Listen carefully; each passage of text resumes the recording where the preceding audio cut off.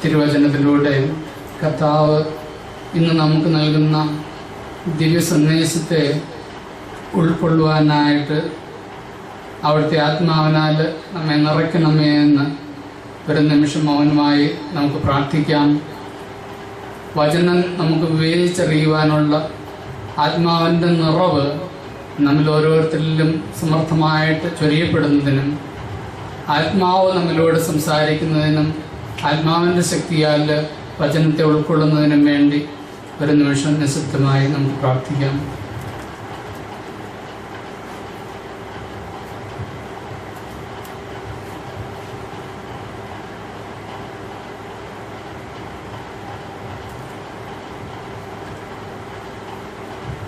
ഇന്നത്തെ ലേഖനത്തിലൂടെ പൗലോസ് ശ്ലീഹ നമ്മെ പഠിപ്പിക്കുന്നത് പ്രവചനപരവും ഭാഷാപരവുമൊക്കെ ഉള്ളവർ അത് പ്രകാരം ദൈവം ആഗ്രഹിക്കുന്ന വിധത്തിൽ ഉപയോഗിക്കണമെന്ന് പഠിപ്പിക്കുകയാണ്.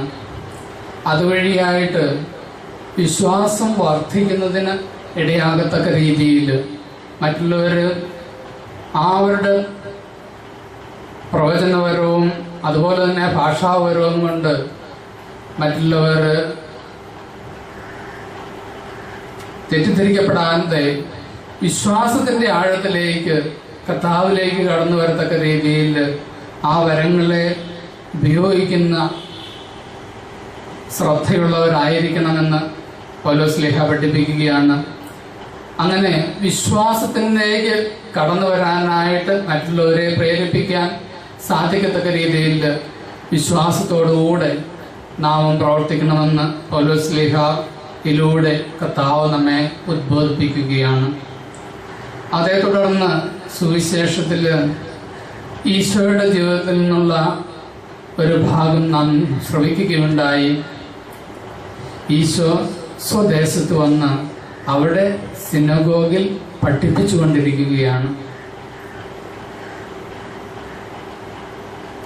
ഈശോ എന്താണ് പഠിപ്പിച്ചതെന്ന് അവിടെ ഒന്നും പറഞ്ഞിട്ടില്ല. ഈശോ പഠിപ്പിച്ചുകൊണ്ടിരിക്കുകയാണ്. അപ്പോൾ അവനെ ചെറുപ്പം മുതൽ കണ്ടിട്ടുള്ളവർ, കേട്ടിട്ടുള്ളവർ, അടുത്തറിഞ്ഞിട്ടുള്ളവർ ഇവരെന്തൊക്കെയായി പറയുന്നത് എന്ന് പറഞ്ഞ് ആശ്ചര്യപ്പെടുകയും ഇവനെങ്ങനെ ഇങ്ങനെയൊക്കെ പറയാനായിട്ട് സാധിക്കും, ഇവൻ ആ സമൂഹത്തിൽ മറ്റുള്ളവരെ പോലെ എളിയ ജോലി ചെയ്തുകൊണ്ട് ജീവിക്കുന്ന മരപ്പണിക്കാരനായ ഒരു മനുഷ്യനല്ലേ, ഇവനെങ്ങനെ ഇങ്ങനെ സംസാരിക്കാനായിട്ട് പഠിപ്പിക്കാനായിട്ട് സാധിക്കും എന്ന് പറഞ്ഞ് അതേക്കുറിച്ച് ഇടർച്ചയുണ്ടാകുന്ന അവസ്ഥയിലേക്ക് കടന്നു വരികയാണ്. അപ്പോൾ പൗലോസ് ശ്ലീഹ നമ്മെ പഠിപ്പിക്കുന്നത് മറ്റുള്ളവർക്ക് ഇടർച്ച ഉണ്ടാകത്തക്ക രീതിയിൽ നിങ്ങൾക്ക് ലഭിച്ചിരിക്കുന്ന വരങ്ങൾ ഉപയോഗിക്കാതിരിക്കാനായിട്ട് ശ്രദ്ധിക്കുക എന്നാണ്. അതുകൊണ്ട് ഈശോയും ഇവിടെ ചെയ്യുന്നത് അവിടെ ഏതാനും പേരുടെ മേൽ കൈകൾ വെച്ച് സുഖപ്പെടുത്താനല്ലാതെ കൂടുതൽ അത്ഭുതങ്ങളൊന്നും പ്രവർത്തിക്കാനായിട്ട് അവിടത്തേക്ക് സാധിച്ചില്ല എന്ന് പറയുന്നു. വചനം പ്രഘോഷിക്കപ്പെടുമ്പോൾ, പഠിപ്പിക്കപ്പെടുമ്പോൾ വചനത്തിന്റെ ശക്തിയാൽ അത്ഭുതങ്ങൾ സംഭവിക്കുകയും രോഗശാന്തിയും അതുപോലെ തന്നെ സൗഖ്യവും ആത്മാവിന്റെ നിറവും അവിടെ ഉണ്ടാവുന്നു. അതുപോലെ തന്നെ അശുദ്ധാത്മാവ് ദൂരെ അകറ്റപ്പെടുന്നു. ആത്മാവിന്റെ നിറവിനാൽ എല്ലാവരും വിശുദ്ധീകരിക്കപ്പെടുന്നു. ഈ ഒരു ചൈതന്യത്തിലേക്ക് കടന്നു വരാനായിട്ട് സാധിക്കണമെങ്കിൽ വിശ്വാസത്തിൻ്റെ ആഴം നമ്മിൽ ഉണ്ടാകേണ്ടിയിരിക്കുന്നു.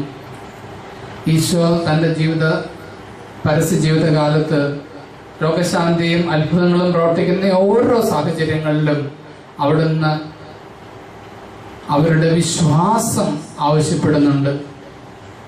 അവരുടെ വിശ്വാസം കണ്ട് അവൻ അവരെ സൗഖ്യപ്പെടുത്തി എന്നാണ് പറയുന്നത്. അവരുടെ വിശ്വാസത്തിന്റെ ആഴം മനസ്സിലാക്കി അവിടുന്ന് അവർക്ക് സൗഖ്യം നൽകി, അല്ലെങ്കിൽ അവരെ മരണത്തിൽ നിന്ന് ഉത്ഥാനത്തിലേക്ക് നയിച്ചു.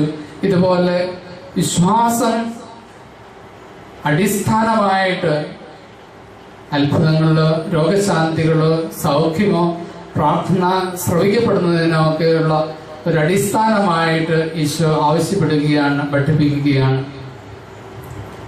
നമ്മളൊക്കെ വിശ്വാസമുള്ളവരും വിശ്വാസത്തിൽ ജീവിക്കുന്നവരും വിശ്വാസം അതുപോലെ തന്നെ നമ്മുടെ ജീവിതത്തിലൂടെ പ്രാവർത്തികമാക്കുന്നവരുമാണ്. അതുകൊണ്ടാണ് വിശ്വാസത്തോടുകൂടെ വിശുദ്ധ കുർബാനയിൽ പങ്കെടുക്കാനും ആരാധനയിലും പ്രാർത്ഥനയിലും സജീവമായിട്ട് ഉൾച്ചേരുവാനും നമുക്ക് സാധിക്കുന്നത്. എന്നാലും നമ്മുടെ ഉള്ളിൽ ആ വിശ്വാസം എത്രമാത്രം ദൃഢമാണ് എന്ന് ആത്മശോധന ചെയ്യുന്നതിന് ഈശോ ഇന്ന് നമ്മെ പ്രത്യേകമായിട്ട് പ്രേരിപ്പിക്കുകയാണ്. നാം പ്രാർത്ഥിക്കുമ്പോൾ കർത്താവ് തീർച്ചയായിട്ടും നമ്മുടെ പ്രാർത്ഥന കേൾക്കുമെന്നും രോഗശാന്തിയും അത്ഭുതങ്ങളും സംഭവിക്കുമെന്നുമുള്ള വിശ്വാസത്തോടു കൂടെ തന്നെയാണ് നമ്മളിവിടെ വന്ന് ആരാധിക്കുന്നതും പ്രാർത്ഥിക്കുന്നതുമല്ല. എന്നാൽ പ്രാർത്ഥിക്കുമ്പോൾ നമ്മുടെ ഹൃദയത്തിൻ്റെ വിശുദ്ധി ആ പ്രാർത്ഥനയ്ക്ക് ഏറ്റവും അത്യാവശ്യമാണെന്ന്, ആ വിശുദ്ധിക്ക് ചേർന്ന വിധത്തിലുള്ള വിശ്വാസം നമ്മളുണ്ടായിരിക്കണമെന്നുമുള്ള കാര്യം നാം പലപ്പോഴും എത്രമാത്രം ഉൾക്കൊള്ളുന്നുണ്ട് എന്ന് വിചിന്തനം ചെയ്യേണ്ടിയിരിക്കുന്നു. വിശ്വാസത്തോടു കൂടിയ പ്രാർത്ഥന ദൈവസന്നിധിയിൽ സ്വീകാര്യമാണ്. അപ്പോൾ ആ വിശ്വാസത്തിൻ്റെ ആഴത്തിലേക്ക് കടന്നു വരാനായിട്ട് നമുക്ക് സാധിക്കട്ടെ. കാണപ്പെടാത്തത് ഉണ്ടെന്നുള്ള ആ ഒരു ദൃഢമായ വിശ്വാസമാണ് വിശ്വാസത്തിൻ്റെ ആഴം എന്നത്. ചെറിയൊരു സംഭവം ഞാൻ ഈ അവസരത്തിൽ ഓർമ്മിക്കുകയാണ്.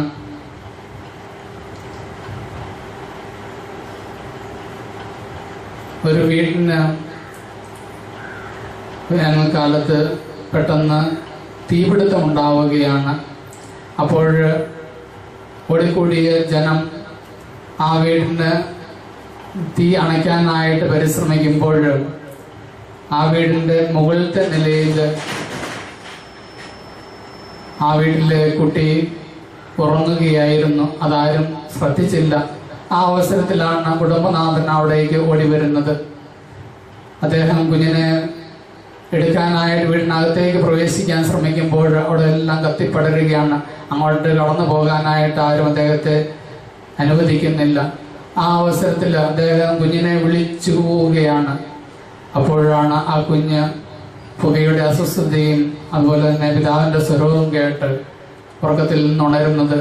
അപ്പോഴെന്താണ് ചെയ്യേണ്ടതെന്ന് അറിയാതെ പരിശ്രമിക്കുന്ന ആ കുഞ്ഞിനോട് അപ്പൻ പറയുകയാണ്, നീ ജനലിലേക്ക് വരിക, ആ ജനൽ തുറന്നിട്ട് താഴേക്ക് നോക്കുക. ആ കുഞ്ഞ് ആ ജനലിങ്കൽ വന്ന് ജനൽ തുറന്നപ്പോൾ കൂടുതൽ പുകയാണ് മുകളിലേക്ക് വരുന്നത്. അതിനൊന്നും കാണാനായിട്ട് സാധിക്കുന്നില്ല. അപ്പോൾ താഴെ നിന്നുകൊണ്ട് അപ്പൻ പറഞ്ഞു, എനിക്ക് നിന്നെ കാണാം, നീ താഴേക്ക് ചാടുക, ഞാൻ നിന്നെ സംരക്ഷിച്ചു കൊള്ളാം, ഞാൻ നിന്നെ എൻ്റെ കൈകളിൽ താങ്ങിക്കൊള്ളാം എന്ന് പറയുകയാണ്.